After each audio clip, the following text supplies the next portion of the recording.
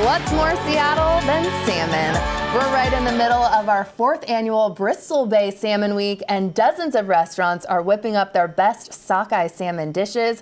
One of those is Fremont's Local Tide, and Chef Victor Steinbrook joins us now. Thank you for being here. Of course, thank you for having me. We're going to talk about what we're making in a second, but first, tell us about Bristol Bay Salmon Week. Yeah, so Bristol Bay Salmon Week is going on right now through the 23rd. It's extremely special week. There's 35 participating restaurants throughout the city, all coming up with their own, special dishes, and we get to be one of them. Oh my gosh! And so the salmon's from Alaska, right? And what makes Bristol Bay salmon so perfect and delicious? Yeah, I mean it's very iconic.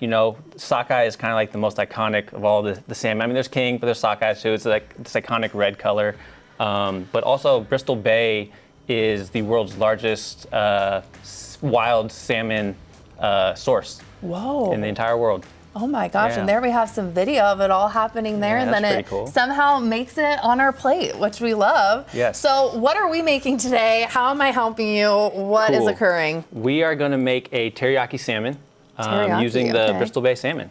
Okay. So we're going to do a little searing, you're going to do a little chopping, and we're going to get to it. Let's get to it. Okay, so I got this warm pan right here, a little oil. What kind of oil do you like to use? I usually use grapeseed. This looks to me like canola, so we're going to rock with it. But grapeseed, why do you usually like to cook with grapeseed oil? High smoke temp point. It's just canola is kind of like your typical one. Yeah. And grapeseed just seems to be kind of what we like to use. It's great for salad dressings and things like that. True. Cool. And how long do we wait for that to get heated before we get going? Lucky for me, I had this hot pan already going. Okay. We cut this yesterday. Oh wow. And we kind of let the skin dry out a little bit, so it sears up a little bit nicer. So we're shooting for nice crispy skin here. How do we make sure that we don't overcook salmon? Oh, nice little sizzle. And we're gonna try and hold this down a little bit so it maintains contact with the hot pan.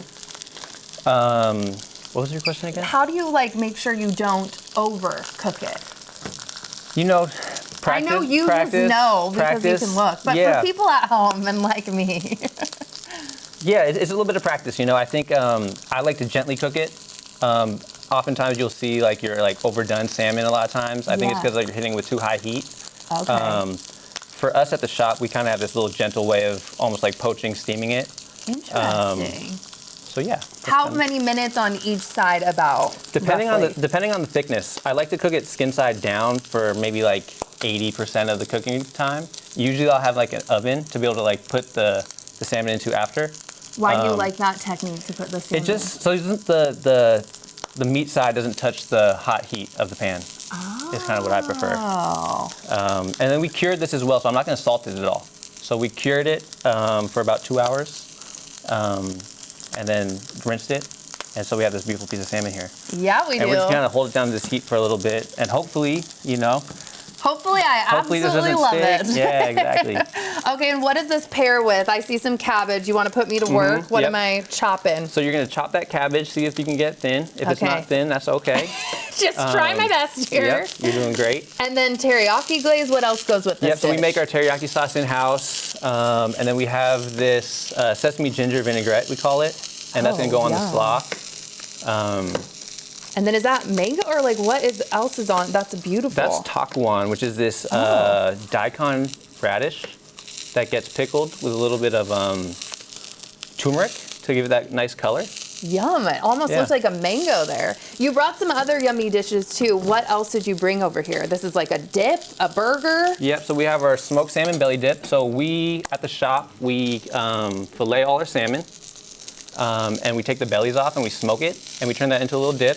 We make our hot chips in-house. And then this is just a classic salmon sandwich, basically. There's a little tartar at the bottom, butter lettuce, the nicely cooked piece of fish, pickled red onion on a brioche bun. Is this always on the menu? Do you guys switch it up? Is it seasonal? What can people expect if they haven't been to Local Tide? Yeah, at Local Tide, these are always on the menu. So we're kind of a year-round Bristol Bay supporter. Ooh, okay. Because we love them so much. I love it. Okay, how's our salmon looking? And I'm going to taste test this dip while we're waiting too. Cool. So yeah, that skin is getting nice. It didn't stick, which is a beautiful thing. Okay. Usually I would throw it into a oven at this point or in a little bit, but I'm gonna flip it over and try and cook the other side a little bit. I have faith in you. You're gonna do a great job. Cool. What made you want to become a chef too? Where does this passion come from? Yeah, I grew up in the kitchen. You know, I think when I think about food, I grew up in a family that we spent our time in the kitchen. Aww. My grandmother from the Philippines lived with us. And so just kind of spending time with her was always in the kitchen. And we were around food, so I got to like inherently learn about it. And once I hit my mid-20s, just realized I took to it, enjoyed it. Something I could always practice and learn more.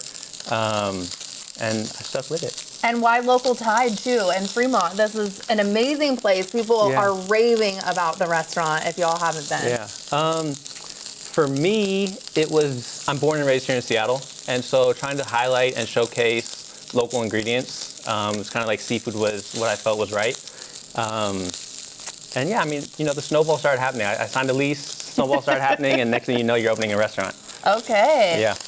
And I'm seeing the color kind of change. Is that something too for again, beginner cooks like me to be looking to see if we're getting Once close it starts to become kind of opaque, you know it's cooked. Yeah. This guy's looking just about there. So what we will do here at this point. Okay, so how am I helping you plate? I'm gonna get a little rice here. See if we can make this pretty. And if not, it's okay because it's gonna taste good, right? That's right. Food doesn't always have to be pretty. And what kind of rice is that too? Oh, this is a great question. This is, we call this grandma's red rice. My grandma was told by a doctor years ago that her cholesterol was high. So rather than eating too much white rice, she made this kind of mix, which is a little bit healthier. Well, and so we call it grandma's red rice. We serve it at the shop. We'll listen to Grandma. That looks delicious. All right, I'm gonna have you put that cabbage just kind of right next to it. Did I cut enough? It looks absolutely perfect. Great. Now I'm getting OCD with my work there. That's a beautiful thing. And that dip was so good, by the way. Cool. I do want to say that. And then I'm gonna have you put a little the sesame ginger on the cabbage. On the cabbage. Okay. Yum. Beautiful, as much as you like. I'm dousing it because I'm excited for that. That's gonna go next to it. Instead of glazing it, the skin is so crisp, I'm just gonna let it be. Yeah. So you can put a little teriyaki sauce in one of those little ramekins there. Do you usually glaze this though, like on the salmon at the shop? We do it a little bit differently. We have this broiler, so we broil it, which is kind of like a nice way to ensure the glaze sticks. There, chef, where are you putting it? I'm trying to look at where you're going here. And you can grab a little. I'm gonna have you do it all. So you're gonna touch a little bit up right there. What is this? That's just some black sesame seed for make it look pretty. Okay, I was gonna say, I'm like, is this tasting like anything or is it more fancy? And then the takuan will just go. What is this gonna taste like? I don't think I've ever. You should try that. It's kind of sweet. It's a sweet pickle. Okay, I'm gonna try it. Yeah. Oh yeah. It's a Korean pickle. Wait, I really like that. Yeah. That's delicious. Oh my gosh. Okay, I'm gonna taste this. While I'm tasting everything, what is your favorite thing on the Salmon Week menu? Can you choose? Yeah. Is it what I'm eating? It's tricky. I mean, the salmon teriyaki is great. The smoked salmon belly dip is special just because it utilizes the belly, which is like a fattier part of the salmon. So that's really good. But the sandwiches is classic to me. So that's like one of my first items that I made on the menu. And it's stayed the test of time. Well, there you go. Oh my gosh, this is so good. Thank you so much for being here and helping us celebrate Salmon Week. Yes, my pleasure.